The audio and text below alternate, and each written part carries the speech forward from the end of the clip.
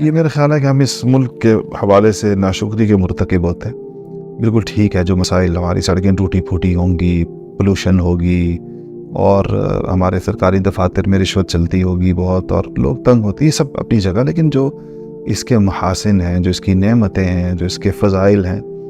وہ اس سے کہیں زیادہ ہے۔ مسلمانوں کے معاشرے میں رہنا، جہاں آپ کو چاروں طرف مسلمان نظر آئیں،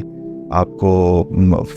فضا کے اندر اذانیں بلند ہوتی نظر آئیں، اسلامی شعائر کی آپ کو ایک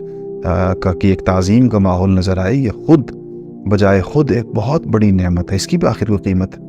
تو آپ جب اپنی ملک میں رہتے ہیں اور آپ وہاں جو ایک مذہبی آزادی ہونے کی وجہ سے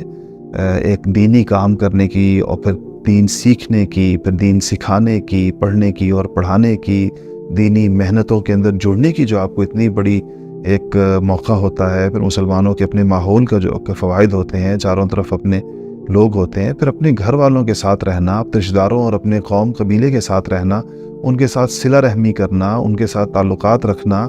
اور ان کے حقوق ادا کرنے کی کوشش کرنا، یہ ان ساری چیزوں کی بھی تو کوئی قیمت ہے آخر۔ اور تو اس سب کو بندہ صرف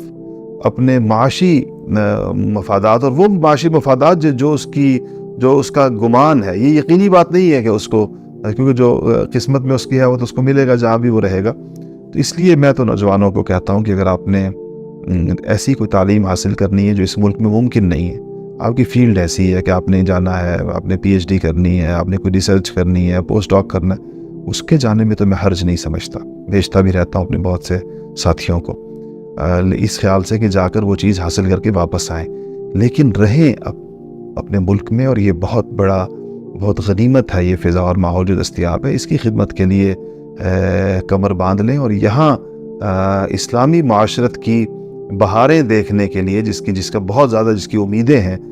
اس کے لیے کوشش کریں، اس جد و جہد اور کوشش میں شامل ہوں۔ سر جی، ان کا اکثر کاؤنٹر آرگیومنٹ یہ ہوتا ہے کہ ہمارے پاس وہاں ان سے بڑی مساجد ہیں، بڑے اسلامک سینٹرز ہیں، ہم یہاں جائیں جتنا نہیں جڑتے تھے وہاں جا کے جڑتے ہیں، وہاں جا کے اور جی، پابند ان کے سامنے دین کا پورا تصور نہیں ہوتا، وہ صرف نماز روزے کو دین سمجھ رہے ہوتے، تو صرف نماز روزہ کی کہیں پر وہ اجازت ہو جانا اس بات کا مطلب نہیں ہے کہ وہ پورا کا پورا معاشرہ جو ہے وہ ایسا ہے کہ وہ اس میں رہ کر ایک آدمی جو ہے، تو وہ مجبوری کا رہنا الگ ہے، لیکن اگر کسی کو کسی اسلامی معاشرے میں رہنے کے مواقع دستیاب ہوں، موجود ہوں، تو میرا خیال یہ ہے کہ اس کو خود صرف معاشی مفادات کی وجہ سے اس کو چھوڑ کر نہیں جانا چاہیے۔